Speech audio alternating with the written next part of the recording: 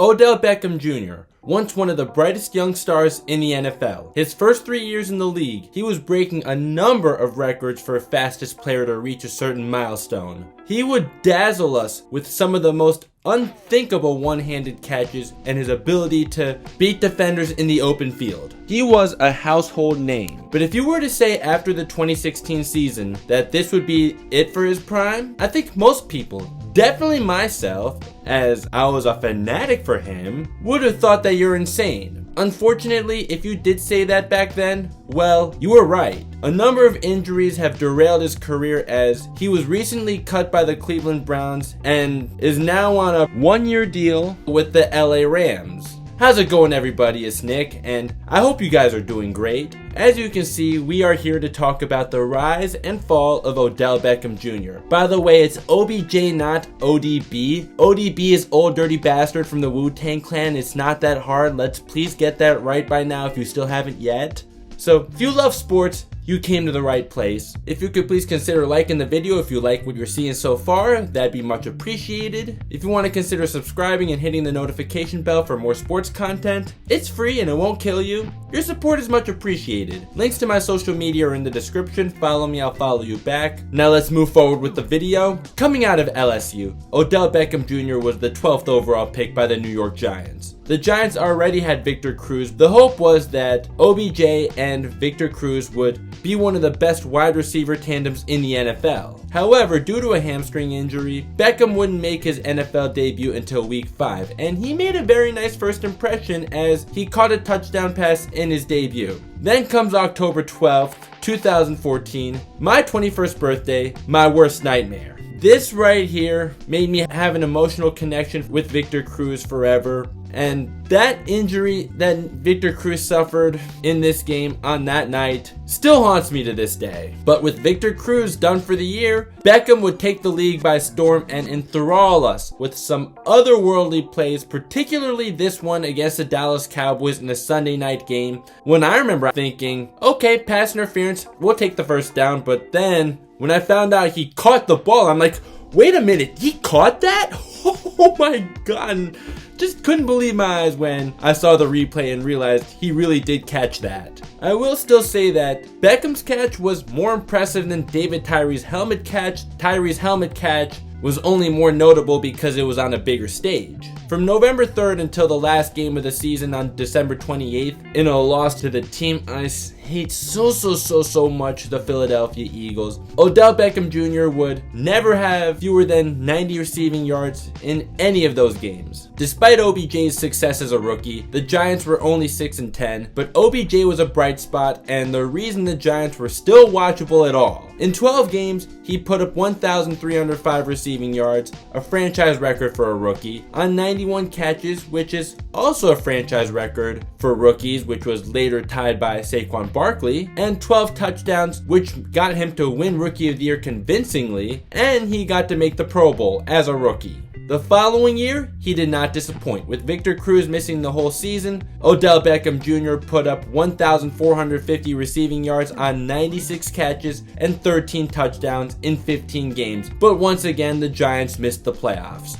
When Beckham put up the numbers he put up, it's hard to blame him for the team missing the playoffs, right? In fact, the offense was actually 6th in points scored that year. It was the defense that held the Giants back as they gave up the 3rd most points. After the success that Odell Beckham Jr. had that year, he would once again make the Pro Bowl and his first All-Pro team as a member of the 2nd team. Despite his talent though, we would see some temper tantrums from Odell, which some considered unprofessional and immature, while others considered it as just part of his competitive nature. I'd say it was both. Year 3, OBJ would once again have another year of over 1,000 receiving yards, 1,367 to be exact, and catch 10 touchdown passes. This time the Giants did have a winning record and did make the playoffs for the first time since they won the Super Bowl in February of 2012. The Giants revamped their defense that was absolutely horrible the year before, while OBJ carried a struggling offense. Although the Giants finally made the playoffs, they would end up getting smoked by the Green Bay Packers and Odell did not play well. But 3 years, 3 Pro Bowl appearances, 3 1,000 plus receiving yards and 10 plus touchdown seasons at just 24 years old, things can only be looking up from here, right? Well, as mentioned before, no actually. Also, his temper tantrums, yeah, he punched a hole in a wall after the loss to the Packers in the divisional game. Crazy how he managed to not break his hand while doing so. There was also the infamous boat trip before the wild card game.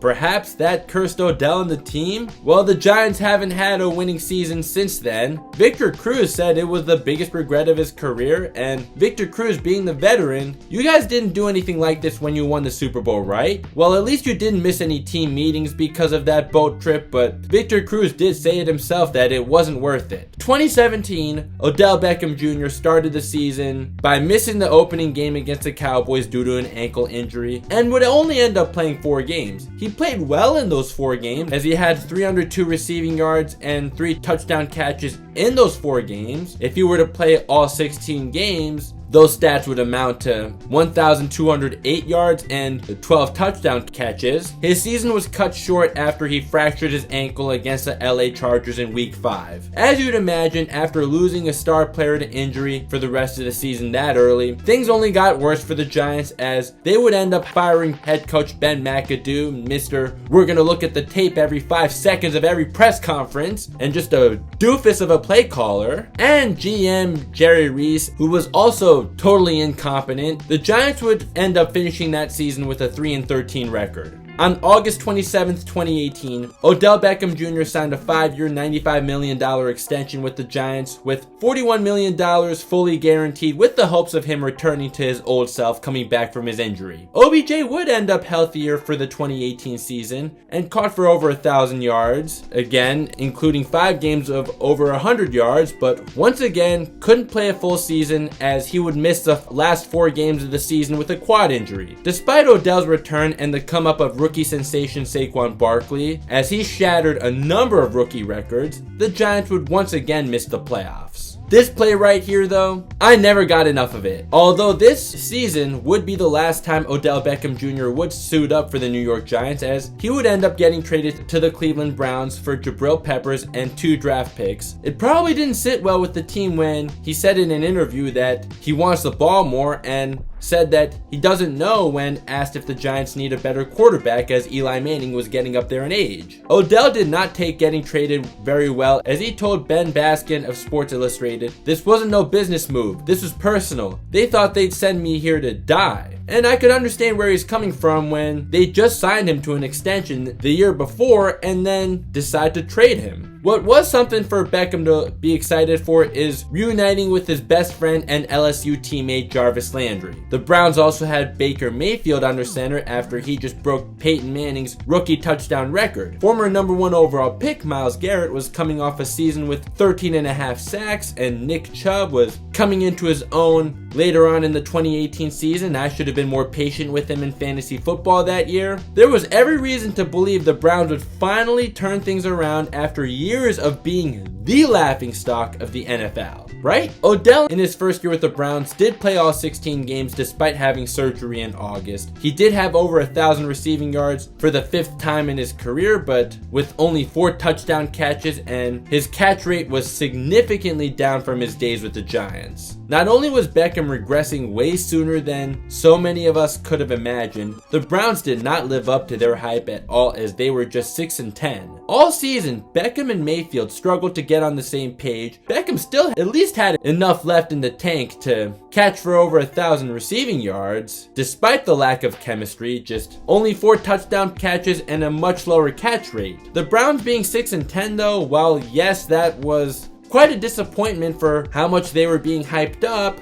at least it's still a lot better than being the laughingstock of the NFL, right? Then the next year, once again, it was supposed to be a big year for Odell Beckham Jr., as he's played a whole year with Baker Mayfield now, so they should have some chemistry together now, right? Although Beckham would end up having an up and down year until he very unfortunately tore his ACL in Week 7. The Browns were 5-2 in the games he played though, and would finish the year 11-5, giving them their first winning season since 2007 and their first playoff appearance since 2002. The Browns even won their first playoff game since 19 1994. It made many people wonder, are the Browns better off without Odell Beckham Jr.? Since Baker Mayfield was statistically a lot better without Odell in 2020, everyone in the media talked about how Baker Mayfield would try too hard to get Odell the ball. Now here's something that Brett Coleman did a video to dispute. And if you know me, you know Brett Coleman is one of my inspirations for being on YouTube. He pointed out how in play action, Beckham's role was really to open up the defense for everyone else to succeed.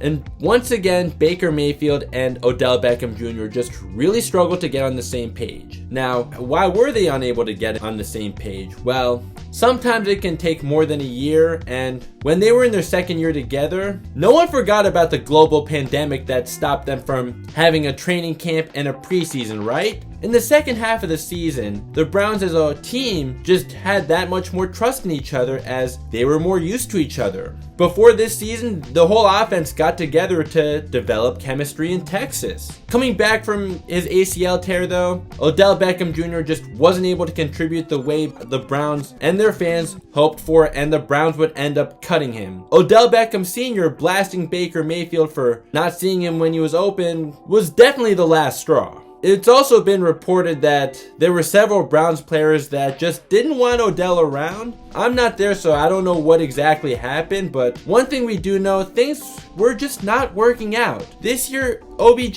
has only had 2 games where he had over 70 yards, and outside of that, never had 30 or more. Last week, he just signed with the Rams. In his debut, he only caught 2 passes on 3 targets, and he couldn't get on the same page as Matthew Stafford either. So do you think that Odell Beckham Jr. will ever return to his superstar days, or at least be a solid number 2 receiver? While Robert Woods' ACL tear is extremely unfortunate, it seemed like that could really open the door for Odell. Maybe it still can. He won't be a number 1 over Cooper Kupp though, when Cooper Kupp has been good enough this year to be in the running for Offensive Player of the Year. The notion that Eli made OBJ though, that's something I do not agree with at all. OBJ had a skill set that most receivers can't even dream of having coming into the league. I think with the skill set that he had coming into the league, he would have still been a stud even if Ryan Leaf or Jamarcus Russell was his quarterback. So that's it for now. Let me know your thoughts in the comments. I do respond to your comments. I love interacting with you guys. I hope you enjoyed the video. If you did, please be sure to consider dropping a like. It really helps out. If you can please consider subscribing and hitting the notification bell. Your support is much appreciated. I'd love to have you as a part of the team and not miss another video. Also, the links to my social media are in the description. Once again, as I said before, I will follow you back. I hope Odell does have a resurgence. You saw that there the whole time, right? And you see this too, right?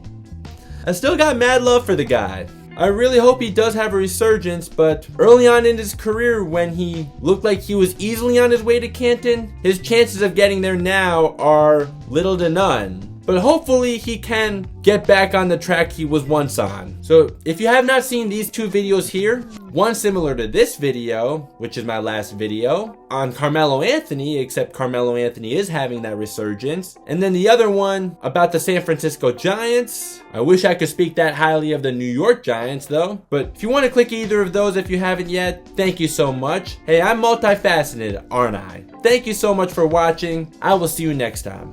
Peace.